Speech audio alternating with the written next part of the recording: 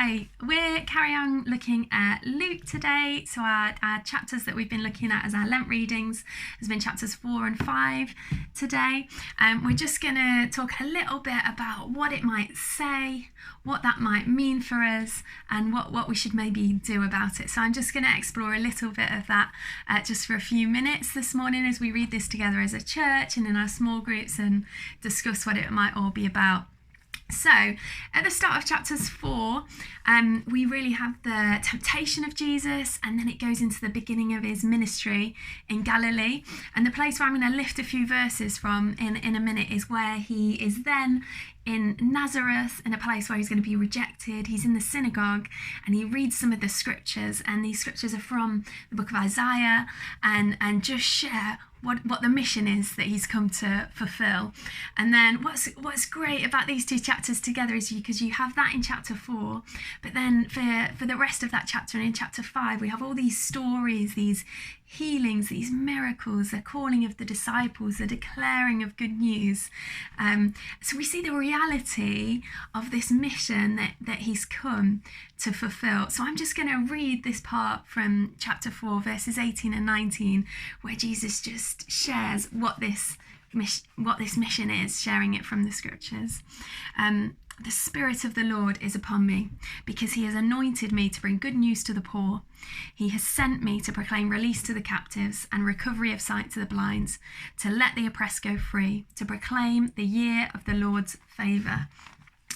Now, that's what it says. So what does this mean for us? So I think we need to kind of try and understand who are the poor in this. So some people, I think, when they talk about the poor and they read passages like this, they think of the spiritually poor, those that have no knowledge or experience of God, that don't crave the spiritual things or know nothing about kind of what it is their soul yearns for with God. Or some people actually go the other way and say, actually, the poor here means people with no money, people that it's all about economics, and people that haven't got any money. They're who we're talking about here. And I think neither of those are completely wrong, but I think in this context where Jesus is sharing, I think the poor had a lot to do with your status. It was a lot to do with about being an outsider and excluded. So that might include people that were ill and had been excluded, people that were maybe foreigners and weren't brought into the community, people that were marginalised for whatever reason. It did include people that didn't have money, but all these different reasons why people might not be included and accepted in community. And I think this is what it means here, those that are kind of the outsiders, the ones that aren't usually invited in. And so I think that's what the poor means in this passage.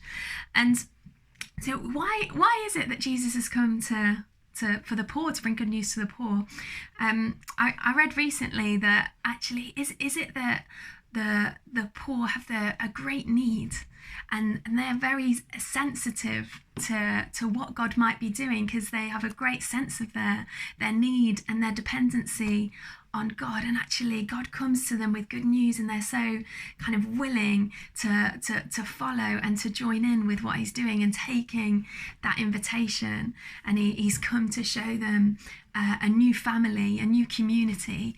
And I think that is why Jesus has come. But maybe there's something that resonates in that, especially in the season that we're in. Maybe some of us are feeling like the poor right now, feeling like circumstances are leaving us kind of a bit abandoned, and a little bit like we don't know where we belong, a little bit like economically we don't have much at all, and we might not know where our income is coming from. And I know within our small group we've had a few like dreams and visions, and we have a mum small group, and people have been sharing some dreams and things that they've had of Jesus. And I think, is there that sense of actually in this time where we might really resonate with us this idea of being the poor, that actually we become more sensitive to what God is doing, and that invitation seems all the more real to us. Maybe there's something of that there, but maybe you don't feel like that. Maybe you feel like you're bottom of the pile and kind of not in a good place right now, and not having the things that you need just to get by. And you might be feeling like, actually I feel a bit abandoned by God. Well, in this passage it says that Jesus comes to bring good news for all that are in that place, all that feel in that place, all that need that invitation to be brought in to the community and need that good news, to know that they will have what they need and are part of that family. And in verse 19 he comes to Isaiah 61, and it talks about this Jubilee year. This is this image of this release, this freedom. And what I love about this passage is it isn't just a declaration that Jesus brings. He brings the reality of it, and we see that in these verses from these stories. He's both the prophet proclaiming the good news, but he's also the Messiah that brings that good news. And this mission of release brings spiritual and social change. It is both together, not one or the other. He brings spiritual and social change, and we see this in these passages. So what should we do about it? I think in these passages we see Jesus reaching out to the needy, and he gives aid. So in our current situation, that might be that you're self-isolating. It might seem a bit challenging to reach out. It might just be as simple as a phone call to someone you know who might need a phone call, that might need somebody to talk to, that might need a message of hope and good news in the place that they're at.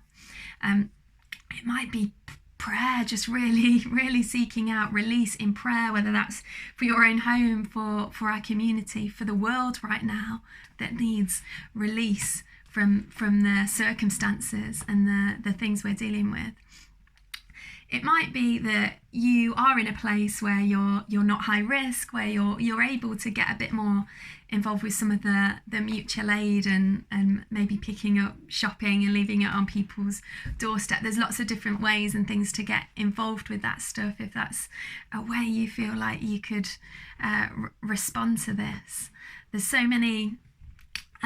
much going on right now, and I think we are called to declare this message of hope, to be a people of good news, and to share that with those around us. And in these passages there's so much to explore about release. And as you go to your small groups or within your homes with your families, you might look at some of these stories and some of these passages, because each one on its own could be its own Bible study. But maybe you just want to pick one of these stories and say, wow, what does release, what does freedom look like in this story, and what does that look like for how I live out my faith today in our current situation, in our current circumstances. So just take those away, talk about them, see what you think, what this release, this freedom is and look like in our world, and how we can just draw into just try and be really Christ-like in the way that we're living. And that looks very different for each of us in our circumstances. You might be a frontline worker, and you're living this kind of this social good news out in what you're doing, and you need real prayer support. So reach out to your small groups. Say, I want to do this. I want to be this good news, but it's really hard. Can you pray for me? So whatever that looks like, share together. Talk through these passages, and see what else you think that might look like for us in our spiritual and in social life as well together.